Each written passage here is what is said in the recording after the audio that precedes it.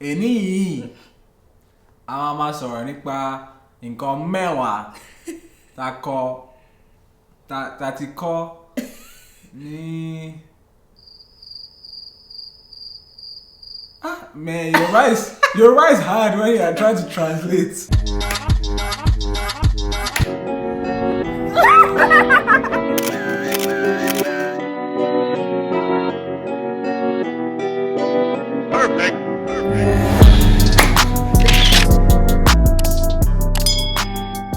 Hi everyone, I'm Simbi. I'm Olamide. And welcome back to our YouTube channel. Today, we're going to be talking about 10 things that we've learned in our first year of marriage. The first thing we had to learn and figure out was how to create a system for how we're going to handle our money together. Yeah. My money, your money, our money, what it is. But yeah, that one is a big one, so we'll actually be making a whole video about that. Mm-hmm. So our next video will be all about that, these systems that we created for us, that work for us, and how we figured all of that out in I think our very first month. Now we had marriage. to figure it out quickly. Yeah. Quickly, yeah. But yeah, definitely check that out once that's out. The next thing that we had to learn, and we had to learn this very quickly, was the fact that I receive love in a different way compared to the way Simbi receives love. And something that helped us was understanding the love languages and understanding what the primary language of each person was. That way, we're not giving love in our primary way of receiving love. For example, if my primary way of receiving love is gifts, I love gifts, and I start giving Simbi gifts. Simbi is not a gift person. Yeah. So for her, it's like, okay, this is nice, but I just want to spend time. Yeah. Give me love in the way that you want to receive yeah. it. Yeah. So that's something that was very key, and we had to learn that. We are still learning that, to be honest, because these things change over time as well. Yes. So, but yeah. Our third thing for us has been, well, I guess first year and a half, whatever. Being intentional beyond that courtship stage. Yep. Because once you're in that courtship, intentional friendship stage, you're being very proactive with let's go out, let's learn more about each other, let's read this book together or alone, let's watch this video about love and marriage, and all the things that you're doing are to prepare you for marriage. But then at times when you get in it, at least for us, it's so easy to just get very chill. Yeah. And just business as usual. And then you end up just being roommates or even friends, but not intentional friends still. Yeah. And for us, we've had to be take extra steps into having things like date nights and making that a key thing for us. Not if we can have it, we can have it. If we can't, we can't. And in our first year, we didn't really do date nights much. We just went with the flow. Yeah. But as time has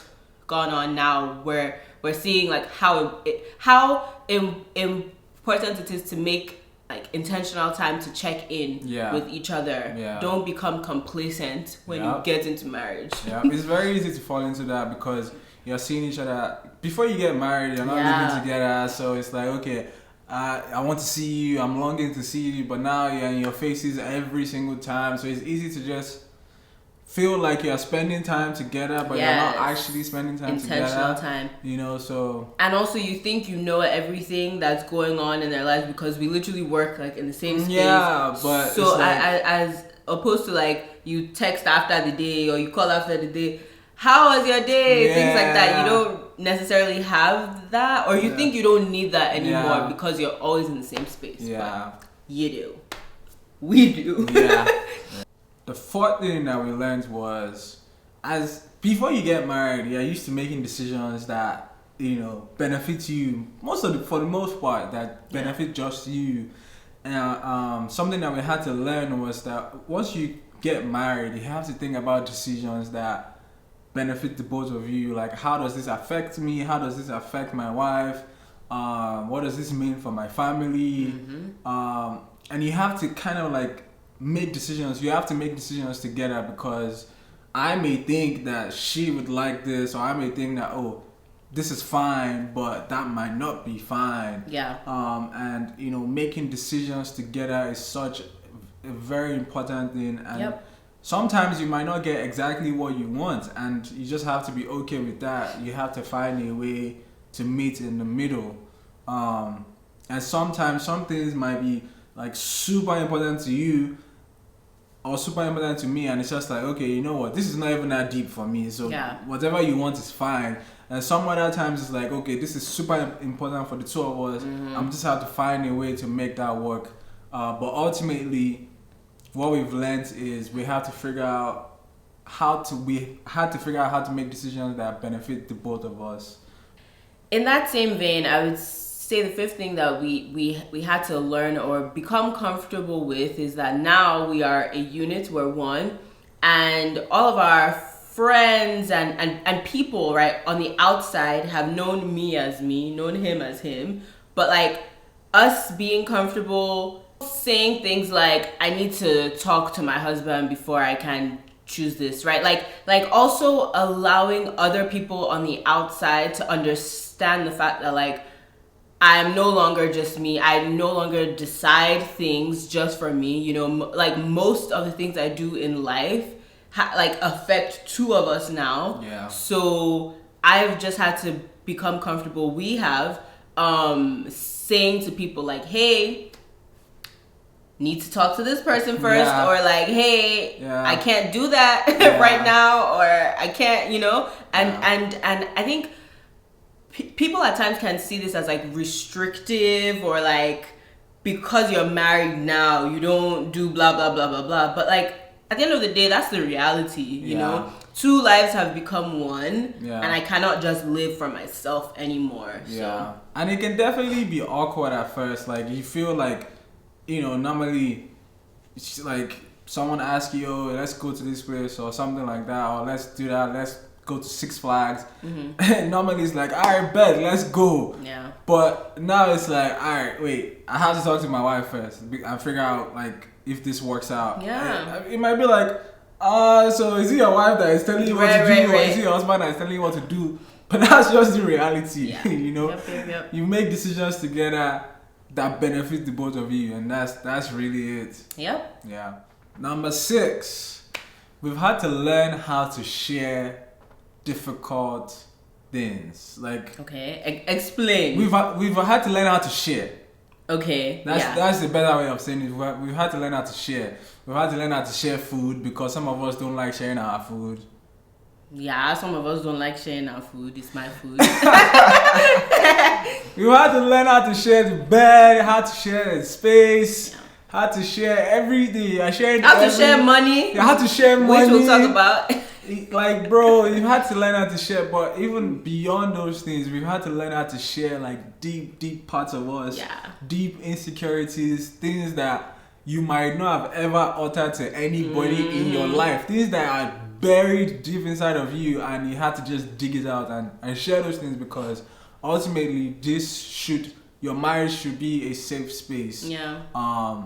And God definitely uses marriages to expose things, to better you, you know, and heal you, you know. So definitely we've had to learn that, and we're still learning that, because a lot of things are still difficult to share sometimes, you know. So, but just understanding that it is important to share, important to communicate at all times. So he has kind of said most of number 7, which I was going to say, which is talk about everything, because resentment can grow faster than you know. Yeah. So, and by that, it's like when issues arise, or if you feel a way about something, don't let it sit. Yeah. Talk about it with wisdom. Let the Holy Spirit guide you. But talk about everything, even the awkward things, like the awkward things that you find your partner doing that you don't like.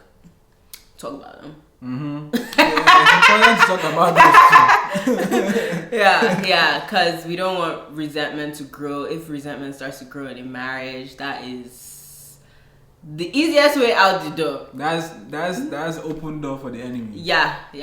The eighth thing, we're almost at the end of this, but number 8 that I would say I personally learned was the way that I treat my spouse is actually a reflection of the way I treat myself.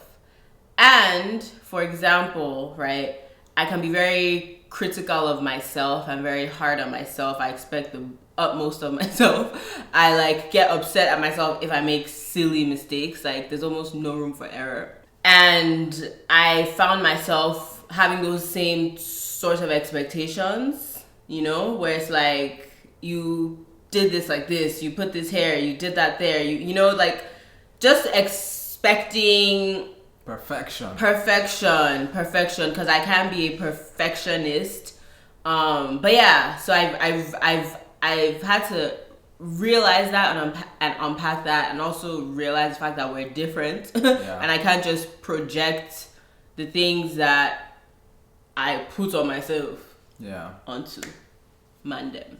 Number 9, something that I've learned since we're sharing what we've learned is the Bible verse that says, "He who finds a wife finds a good thing and obtains favor from the Lord." It's not just like theory, it's not just a saying, it's not just like, it's real. Like within this past year that we've been married, man, the kind of things that have happened to me, that have happened to us, bless the Lord, it's crazy. It's crazy. Like those are things that you can tell. You know, some things can happen in your life, and you know that, okay, you can maybe rationalize it. You can put the things that have happened in our lives that we can't explain. Or we can explain. We understand that it's favor from the Lord. But like we can't put 2 and 2 together to make it 4. You know what I mean? So yeah, it's not just a saying, it's real. It's very, very real. Bless the Lord, oh my soul. Last but certainly not least, something I've come to learn, it's almost like what he said, but the fact that I'm blessed. Like I'm actually blessed to be married to this lovely man of God. Amen. Hallelujah. And okay, it can sound like, okay, we planned to say this, but because we wrote these things down separately and then came together. That's but so funny. It's like I'm blessed, and I need to like live in the moment, right? Like we're young, we're married, we ain't got no kids right now. We're in a very good space, and I'm blessed to be married. I'm blessed to be able to live this life right now. So yeah, I think with that, for me, it's just that I should acknowledge that I'm blessed, thank God that I'm blessed, that we are blessed, and live in the moment, embrace it. So those are 10 things that we have learned in our first year of marriage. Yep. We hope that you've enjoyed it. We hope that you've taken something from it. Yes. We hope that even as you possibly plan towards getting married or talking to somebody or in a courtship, relationship, whatever the case is, you can look at these things and work your way backwards and start thinking about these things before you get into marriage. Yep. And if you are currently married, we'd love to know what things you have learned. Yes. In your, I don't know how many years of marriage. 50 years. 50 years. Are you watching us? 50 years. 10 years. Whatever you've learned. We're still learning. Yeah. At times, I think people, like, they're two sides. This is a totally different rant. Oh, gosh. There's always this thing where it's like, oh, you just got married. Why are you sharing things that you learned? Have you really learned anything? But I feel like at any stage you're in, whether it's 1 month, whether you are like wherever you are, as soon as you get married, you start learning. You're learning. So be it you've only been married for 6 months or you've been married for a year or like 50 years, we're all learning. So yeah, and we do want to learn from other people's experiences as well. So comment below. Yeah. Alright guys. Bye. Deuces.